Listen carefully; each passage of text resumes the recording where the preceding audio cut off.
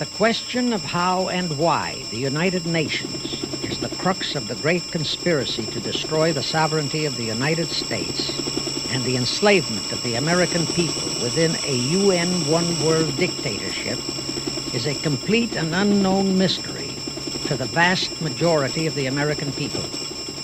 The reason for this unawareness of the frightening danger to our country and to the entire free world is simple.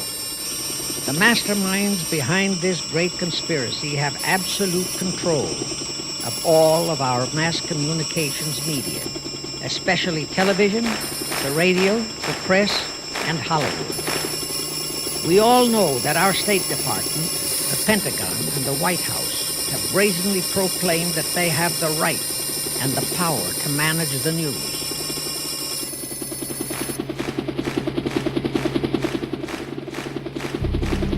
This satanic plot was launched back in the 1760s when it first came into existence under the name of the Illuminati.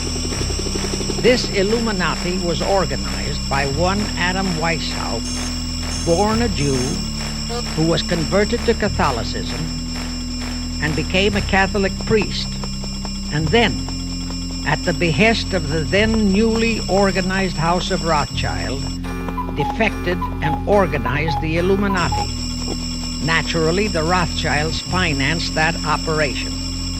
And every war since then, beginning with the French Revolution, has been promoted by the Illuminati operating under various names and guises. I say under various names and guises because after the Illuminati was exposed and became too notorious, Weishaupt and his co-conspirators began to operate under various other names. In the United States, immediately after World War I, they set up what they called the Council on Foreign Relations, commonly referred to as the CFR. And this CFR is actually the Illuminati in the United States. And its hierarchy, the masterminds in control of the CFR, to a very great extent, are the descendants of the original Illuminati conspirators. Since the Treaty of Versailles was signed in 1919, there have been only a few really momentous days in the history of Europe. Mussolini marching on Rome, Stalin launching his first five-year plan, Hitler breaking the bonds of Versailles one by one. Today comes another such mighty moment, as Hitler's bomb bursting finally carries Nazi expansion across the borders of Germany into the land of his birth. Pull down the frontier barriers, the political significance of these pictures is still too fresh in the minds of the world to need discussion. So without comment, we present the story of Germany's march into Austria, across the bridge over the river Salzach into Salzburg.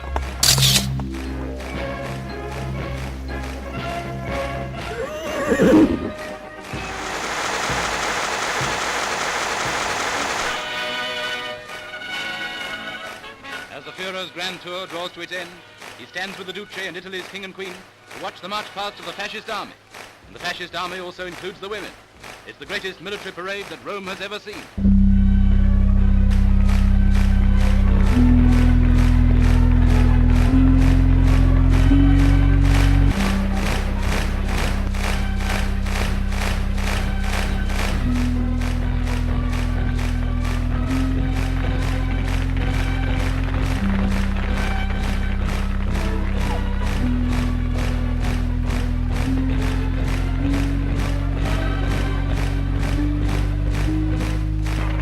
What comes of dictators exchanging ideas.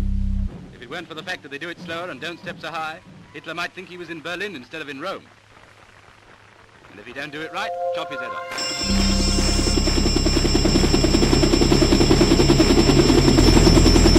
Out of these troubled times, our fifth objective, a new world order, can emerge, a new era. We have before us the opportunity to forge for ourselves and for future generations a new world order, a world where the rule of law, not the law of the jungle, governs the conduct of nations. When we are successful, and we will be, we have a real chance at this new world order, an order in which a credible United Nations can use its peacekeeping role to fulfill the promise and vision of the UN's founders.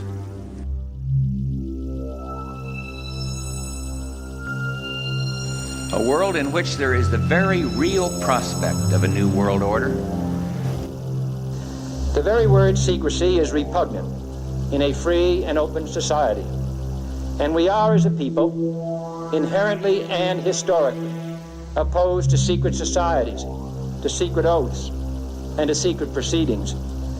We decided long ago that the dangers of excessive and unwarranted concealment of pertinent facts far outweighed the dangers which are cited to justify it. Even today, there is little value in opposing the threat of a closed society by imitating its arbitrary restrictions. Even today, there is little value in ensuring the survival of our nation if our traditions do not survive with it.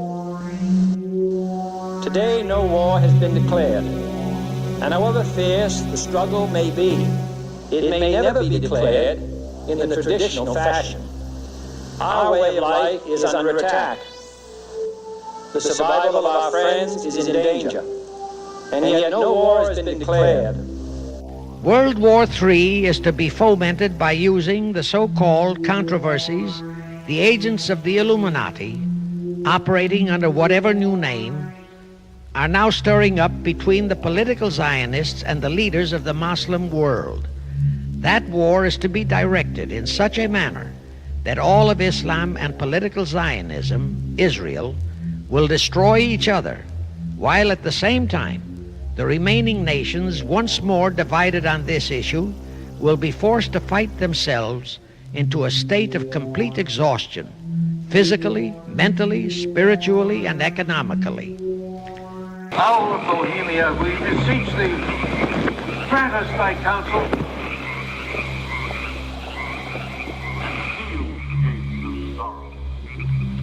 It is a dream, and yet not all of it.